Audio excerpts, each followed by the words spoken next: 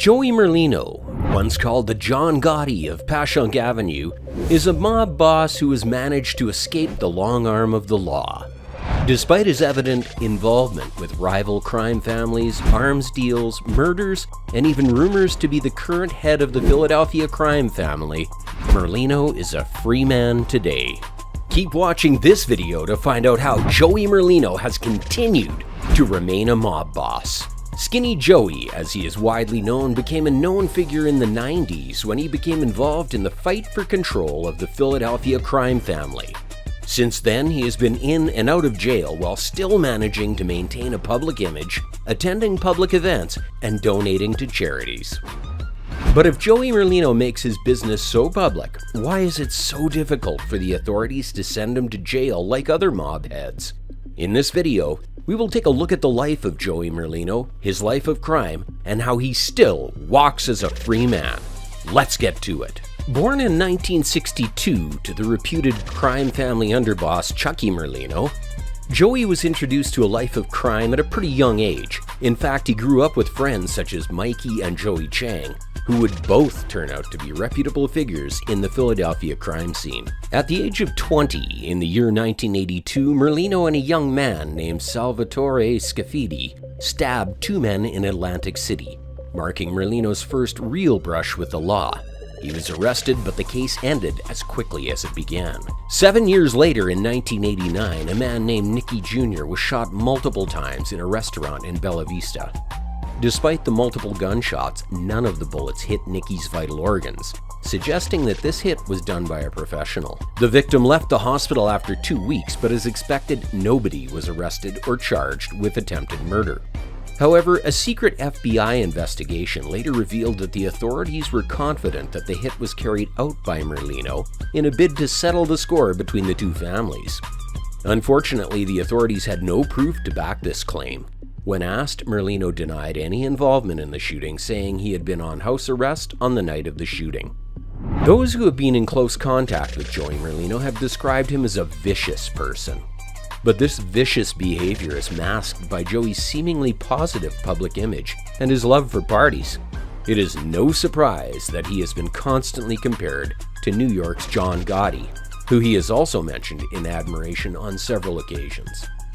But Joey's real behavior could only hide for so long, despite his love for parties and the high life. He was also known to beat up people, start fights in the club, and also rob innocent clubgoers. Finally, in 1989, Joey was arrested and sent to court, where he was subsequently charged with the theft of over $350,000 from an armored federal truck in 1987.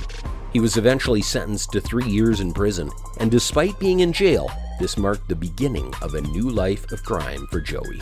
In prison, he met another renowned mobster, Ralph Natali, and together, they began plotting the takeover of the Philadelphia crime family. This partnership led to the death of a certain Felix Boccino in 1992, the same year Merlino was released from prison. With Merlino out of prison, an all-out war began with John Stanfa, the new leader of the crime family. After surviving an assassination attempt put out by Stanfa in 1993, Merlino revenged by putting out a hit on Stanfa and his son, with his son suffering a wound in the jaw. Later, Stanfa managed to kill a close friend of Merlino in 1993, and due to Merlino's rearrest later that year, he was unable to put a revenge hit on his enemy. Stanfa also was arrested the next year and was sentenced to life in prison in 1996, finally giving Joey Merlino, who was already out of prison, his long-awaited shot at being the leader of the Philadelphia family. But at the last moment, Joey changed his mind about leading. Instead, he appointed Ralph Natali, his friend from prison, as the boss, while he chose to be the underboss. What this afforded Merlino was an opportunity to run an empire of crime away from the eyes of the authorities, while being the actual power of the family. Unfortunately for Joey, this decision would later backfire in a few years. In 1999, Natali, after his arrest, decided to work as a government informant, opening a can of worms on Joey Merlino's life of crime.